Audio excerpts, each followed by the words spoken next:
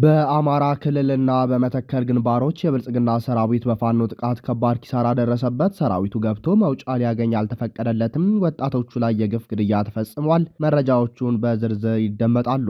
የአብይ አህመድ ሰራዊት መፍረክረክ ሲጠቆም የሚኒሊክ እዝ የአንድ ወር ስኬታማ የድል ሪፖርት በ4 ኪሎ ከባድ ድንጋጤ ፈጥሯል። ሌላኛው የሰዓቱ አንኳር መረጃችን ነው። የብሔራዊ ምክክር የተባለው ኮሚሽን የ4 ዓመት ጉዞ ችግር ፈቺ ሳይሆን ችግር ጠንሳሽ የተባለ አጀንዳ ይፋ አድርጓል። ስለ ፕሬዝዳንት ታዊ መሪ ማውራትን ፈረስን ከሰረገላ በፊት እንደማስቀደም ይቆጠራል ተብሏል። በዝርዝር ታደምጡታላችሁ። ሰላም፣ ጤና፣ ፍቅር የምንመኝላችሁ ውድ የብላክ ላይን ሚዲያ ቤተሰቦቻችን እናንተን ይመጥናሉ ብለን ያሰብናቸውን የተመረጡ ዕለታዊ የግንባርና ወቅታዊ መረጃዎችን ወደ እናንተ ይዘን ቀርበናል። ቻናሉን ሰብስክራይብ በማድረግ ቤተሰብ እንድትሆኑ እየጋበዝን ወደ መረጃዎቹ እናመራለን። የአብይ አህመድ ሰራዊት መፍረክረክ የሚኒሊክ እዝ የአንድ ወር ስኬታማ የድል ሪፖርት በ4 ኪሎ ከባድ ድንጋጤ ፈጥሯል። የአብይ አህመድ አስተዳደር በጦርነት ጠማቂነቱና በአማራ ህዝብ ላይ በከፈተው ዘመቻ ሳቢያ ወታደራዊ ካምፖች ባዶ እየቀሩና ከፍተኛ የሰራዊት ክስረት እየደረሰባቸው መሆኑ ተሰማ። በህዝብ የተደራጁት የፋኖ ኃይሎች ብርቱ ክንድ መቋቋም ያቃታቸው ይኸው የብልጽግና ሰራዊት በከፍተኛ ደረጃ እየፈረሰ ለመሆኑ ማሳያ ለሚሆን ወታደራዊ ሪፖርት የአፋብኃ ወሎ ቤተ አማራ ሚኒሊክ እዝ ይፋ አድርጓል። እዙ ከግንቦት 15 እስከ ሰኔ 15 ቀን 2018 ዓመተ ምህረት ባለው አንድ ወር ውስጥ የፋኖን የድል ግስጋሴና የአገዛዙን ውድቀት የሚያሳዩ ደመቅ ያሉ ወታደራዊ ድሎችን አስመዝግቧል። በዚህም መሰረት በአንድ ወር ውስጥ ብቻ ከ420 በላይ የሰው ኃይል፣ 322 የጦር መሳሪያና ከ28000 በላይ ተተኳሾች ወደ ምኒልክ እዝ ገቢ ሆነዋል። የአገዛዙ የብልጽግና ሰራዊት አባላት የጦርነቱን ኢፍትሐዊነት በመገንዘብና የፋኖን ክንድ መቋቋም ሲሳናቸው በከፍተኛ ቁጥር ወደ ምኒልክ እዝ ስር በሚገኙ 6 ኮሮችና ልዩ ዘመቻ ውስጥ እየገቡ ይገኛሉ።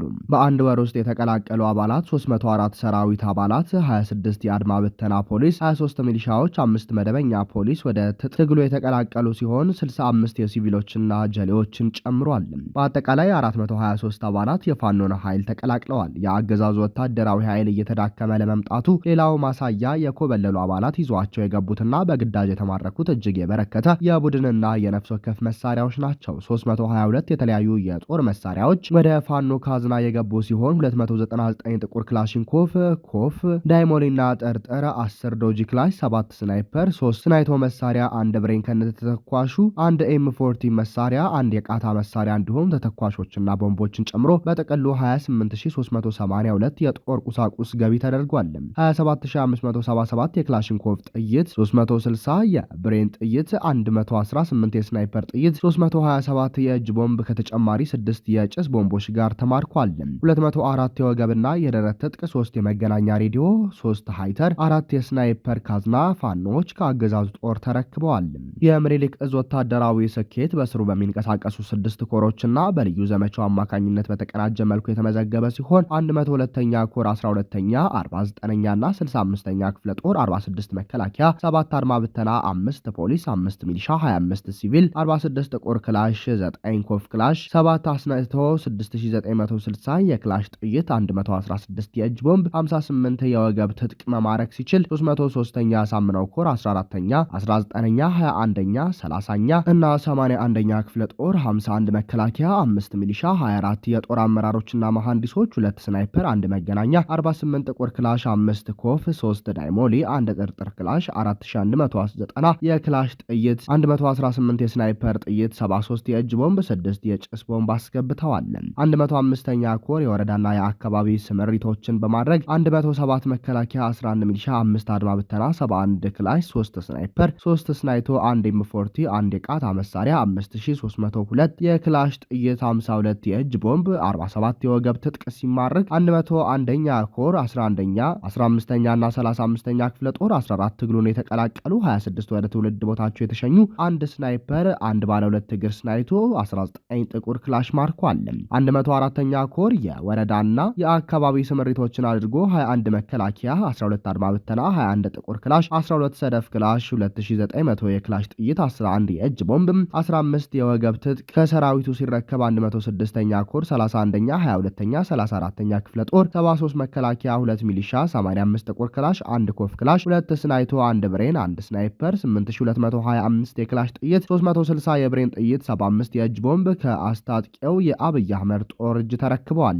የእዙ ልዩ ግብረ ኃይል 6 መከላከያ፣ 2 አድማ ብተና፣ 100 አለቃና 250 አለቆችን ጨምሮ 9 መሳሪያዎችንና አንድ የመገናኛ ሬዲዮ ማርከዋል። ይህ ሁሉ የብልጽግና ጥምር ጦርና የጦር መሳሪያ ሲማረክ በፋኖ አፈሙዝ የመሬት ሲሳይ የሆነው የአገዛዙ ጦር መቁጠር አዳጋች ሆኗል። የአፋብን ወሎ ቤተ አማራ ምኒልክ እዝ የሚዲያና ኮሚኒኬሽን መምሪያ ባወጣው ሪፖርቱ ከአገዛዙ ከሚከዳው የሰው ኃይልና የትጥቅ መጠን በዚህ መልኩ በከፍተኛ ሁኔታ መጨመሩ የአብይ አህመድ ስርዓት ወታደራዊ መፍረክረክ ላይ መድረሱን በግልጽ ያሳያል ብሏል። እዙ አሁንም የዚህን ስርዓት ጠባቂ ለሆኑና በየግንባሩ ለሚገኙ የወታደር አባላት ጥሪ ያቀረበ ሲሆንም የስርዓቱ መጠቀሚያ ከመሆን ወጥታችሁ በየቀጠናችሁ ወደሚገኘው የፋኖ አደረጃጀት ተቀላቀሉ ሲል ጥሪውን አስተላልፏል።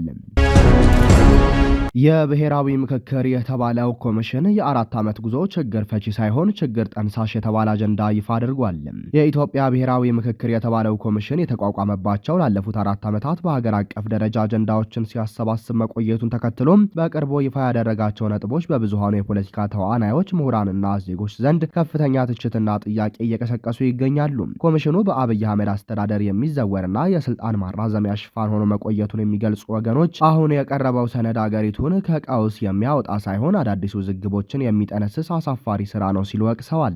ኮሚሽኑ በ4 ዓመታት እንቅስቃሴው የጊዜና የሀብት ብክነት ከማምጣት በዘለለ ያሳየው ፋይዳ የለም። አንድን ሀገር ከከፋ ፖለቲካዊና ማህበራዊ ቀውስ ለመታደግ ከሚቋቋም የምክክር ኮሚሽን ዋናው መሳሪያው ጊዜ ቢሆንም ይህ ኮሚሽን ግን አጀንዳ ለማሰባሰብ ብቻ 4 ዓመታትን መፍጀቱ የሂደቱን ስንፍናና ውጤታማ አለመሆን በግልጽ ያሳያል ተብሏል።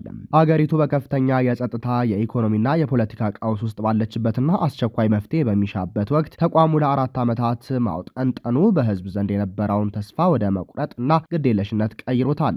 በከፍተኛ የውጭና የአገር ውስጥ በጀት የሚንቀሳቀስ ተቋም ይህንን ሁሉ ጊዜ ወስዶ ያወጣው ውጤት እጅግ አነስተኛ መሆኑ የህዝብና የአገር ሀብት ያለ አግባብ መባከኑን ማረጋገጫ ነው ተብሏል። 4 ዓመት የፈጀው ሂደት ያመጣው አጀንዳ ማንኛውም የአገሪቱን ፖለቲካ በቅርበት የሚከታተል ምሁር ወይም ተራ ዜጋ በ4 ሰዓት በማይሞላ ጊዜ ውስጥ በ8 መስመር ሊያጠቃልለው የሚችለው የታወቀና የተለመደ የአገሪቱ ችግር መሆኑ ሂደቱን ዋጋ አሳጥቶታል። በምክክር ሂደቱ ውስጥ ጎልቶ እየታየ ያለውና ትልቁን ትችት ያስከተለ ጉዳይ ኢትዮጵያ ወደ ፕሬዝዳንታዊ የስርዓት መንግስት አወቃቀር እንድትሸጋገር መንገድ የሚጠርግ አጀንዳ ይዞ መቅረቡ ነው። ይህ አካሄድ ኮሚሽኑ ካቋቋመውና በአሁኑ ሰዓት ስልጣን ላይ ካለው ገዢ አካል ፍላጎት ጋር በቀጥታ የተቆራኘ አድርጎታል። ኢትዮጵያ ውስጥ በአሁኑ ወቅት የዜጎች ቀዳሚ ጥያቄ የዕለት ተዕለት ሰላም፣ የህግ የበላይነት፣ የኢኮኖሚ መረጋጋትና የሰብአዊ መብቶች መከበር እንጂ የስርዓተ መንግስት ለውጥ ከፓርላማዊ ወደ ፕሬዝዳንታዊ የሚል አይደለም። በኢትዮጵያ ተጨባጭ ሁኔታ ጠንካራ ተቋማት በሌሉበት መዋቅር ውስጥ ስልጣንን በአንድ ፕሬዝዳንት እጅ ላይ ማከማቸት አገሪቱን ወደ ፍጹም አምባገነንነት ሊመራት እንደሚችል ታሪክና የጎረቤት ሀገራት ተሞክሮ ያሳያል። ኮሚሽኑ ይህንን የመሰለ ስስና ለገዢው አካል የተደላደለ አጀንዳ ይዞ መምጣቱ ገለልተኝነቱን ሙሉ በሙሉ ጥያቄ ውስጥ ጥሎታል። ኮሚሽኑ አገር አቀፍ አጀንዳ ብሎ ያቀረባቸው ነጥቦች ለ4 ዓመታት የተደረገ ጥናትና የምክክር ውጤት ለመሆናቸው ምንም አይነት ማረጋገጫ የማይሰጡ ጥልቀት የሌላቸውና ላይላዩን የተቀነጨቡ መሆናቸው ተገልጿል። የሚጠበቅ የነበረው ውጤት የችግሮቹን ስር የሰደደ ምክንያት የያዘ ዝርዝር ሰነድ፣ ሁሉንም ወገኖች ያካተተ እና ስምምነት የተደረሰበት ፍኖተ ካርታ ለሀገሪቱ የወደፊት ዕጣ ፈንታ ተጨባጭ መፍትሄ አመላካሽ ነጥቦች ቢሆንም በተግባር የቀረበ ውጤት ግን የፖለቲካ ኃይሎችና ታጣቂዎች ባልተሳተፉበት የተሰበሰበ አጀንዳ፣ በጥቂት መስመሮች የተጠቃለሉ አጠቃላይ መፈክሮች፣ ነባሩ ዝግቦችን መልሶ የሚያባብስ አወዛጋቢ ሀሳብ ሆኖ ተገኝቷል። ይህ የይዘት ጉድለት የሚያሳየው ኮሚሽኑ ወይ የህዝቡን እውነተኛ ብሶትና ፍላጎት ለማዳመጥ ፈቃደኛ ለመሆኑን ወይም ደግሞ አስቀድሞ የተዘጋጀለትን አጀንዳ ለማጽደቅ ህዝባዊ መድረኮችን እንደ ሽፋን በመጠቀም መምረጡን ነው ሲሉ ተቺዎች ይከራከራሉ። በአጠቃላይ ይህ የምክክር ኮሚሽን አጀንዳ አሰባሰብ ሂደት ትላልቅ ስህተቶችን ፈጽሟል ተብሏል። በዚህም ዋና ዋና የፖለቲካ ተዋናዮች፣ የታጠቁ ኃይሎችና የተፎካካሪ ፓርቲ አመራሮች በሌሉበት በስደት ወይም በእስር ላይ ባሉበት ሁኔታ የተሰበሰበ አጀንዳ ሀገራዊ መግባባት ሊፈጥር አይችልም። አገር በጦርነትና በደህንነት እጦት እየታመሰች ባለችበት ወቅት ቅድሚያ ሊሰጣቸው የሚገቡ የሰላም ጥሪዎችን ትቶ ስለ መዋቅራዊ ለውጥና ስለ ፕሬዝዳንታዊ መሪ ማውራት ፈረስን ከሰረገላ በፊት እንደማስቀደም ይቆጠራል። ሂደቱ ከታችኛው ማህበረሰብ ፍላጎት የተነሳ ሳይሆን ከላይ ወደ ታች የተጫነና አስቀድሞ የተሰመረለትን መስመር ተከትሎ የሄደ በመሆኑ ስሙ ብሔራዊ ምክክር ይባል እንጂ በተግባር ግን የአንድ ወገን አጀንዳ ማሳጠሪያ ሆኖ አልፏል። 4 ዓመታትን ፈጅቶ የመጣው ይህ ባለ 8 መስመር አጀንዳ የኢትዮጵያን ዘላቂ ችግሮች ከመፍታት ይልቅ አዳዲስ የፖለቲካ ውዝግቦችንና ጥርጣሬዎችን የሚወልድ በታለመለት የህዝብ ትስስርና እርቅ ላይ የራሱን አድታዊ ጥላ ያረፈበትና ሙሉ በሙሉ ውድቅ ሊደረግ የሚገባው ሰነድ መሆኑን የፖለቲካ ታዛቢዎችና ተቺዎች እያሳሰቡ ይገኛሉ።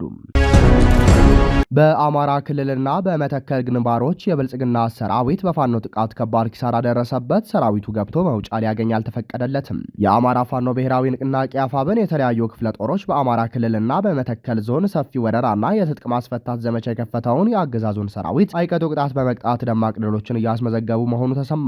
በጎንደር ቀጠና የጎንደር የበጋሻው ክፍለ ጦር የአጸፋ ምት በርካታ የአገዛዙን ጦር ደምስሷል።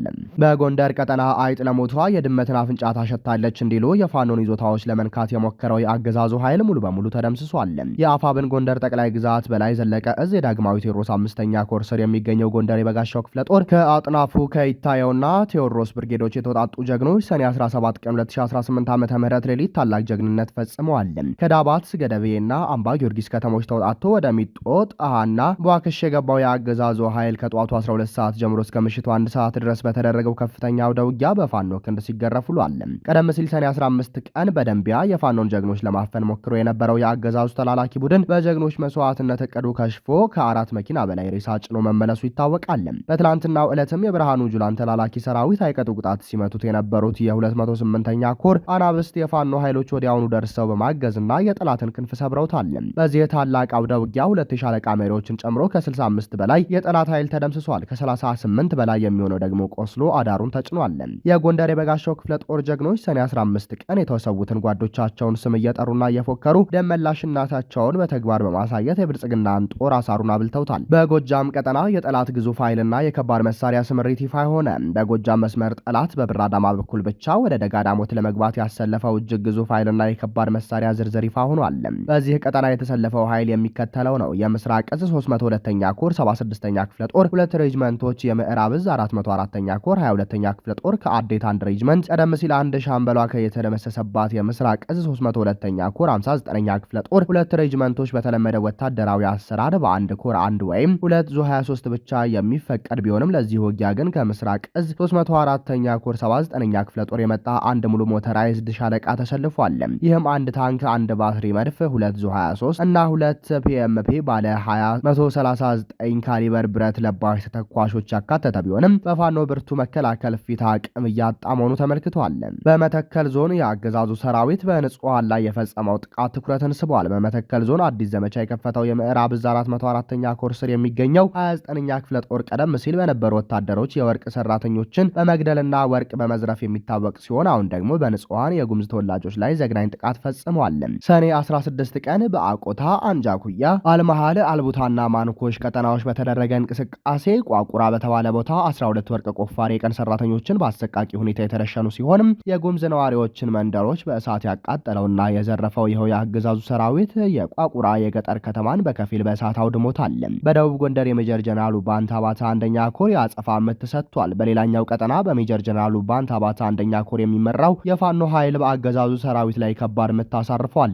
የአገዛዙ ሰራዊት የንጹሃን አርሶ አደሮችን መሳሪያ ለማስወረድ የሞከረ ቢሆንም በአፈር ዋናት ብርጌድ ብርቱ መከላከል ሊከሽፍ ችሏል። ከቀኑ 7 ሰዓት እስከ 11 ሰዓት በተደረገ ውጊያ ከወፍ አርገፍ እስከ እስላም መቃብር ከብሩክ ተራራ እስከ አጼ ሰፈር የነበሩ 4 የጠላት ምሽጎች ሙሉ በሙሉ መፍረሳቸው ታውቋል። ሰኔ 16 ቀን የደረሰበትን ውርደት ለመሸፈን ከአርብ ገበያ በመነሳት ወደ ደስኳ ቀበሌ የተጓዘው የጠላት ኃይል እስከ ምሽቱ 4 ሰዓት ድረስ በአፈር ዋናት ብርጌድ ተጋድሎ እቅዱ ሳይሳካ ተመቶ ተመልሷል። ሰኔ 17 ቀን 2018 ዓ.ም የስርዓቱ ሰራዊት ከትክል ድንጋይና ገነተ ማርያም መካከል ባሉ መዳረሻዎች መካነ ስላሴ፣ ውቤ ከተማ፣ ጉልት፣ አፋፍ፣ ጎመለል፣ ወሰንጃ፣ ወይበይም፣ ቤተ ማርያም ተራራና ማማ ግርጊ ለአጥቂነት ገብቶ የነበረ ቢሆንም በፋኖ የጸረ ማጥቃት እርምጃ ክፉኛ ተመቷል። በደረሰበት ምት የተበሳጨውና መፈናፈኛ ያጣው የአገዛዙ ጦር በንጹሃንና በህዝብ ተቋማት ላይ የብቀላ እርምጃ መውሰዱ የስርዓቱን የመጨረሻ ውድቀትና መሸበር የሚያሳይ መሆኑ ተገልጿል።